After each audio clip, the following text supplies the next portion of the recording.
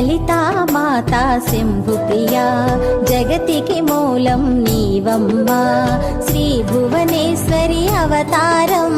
జగమంతటికి ఆధారం హేరంబునికి మాతవుగా హరిహరాదులు సేవింప చండుని ముండుని సంహారం చాముండేశ్వరి అవతారం పద్మరేకుల కాంతులతో బాలా త్రిపుర సుందరిగా హంసవాహన రూపిణిగా వేదమాతవై వచ్చితివి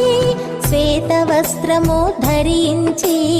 అక్షరమాలను పట్టుకొని భక్తి మార్గము చూపితివి జ్ఞాన జ్యోతిని నింపితివి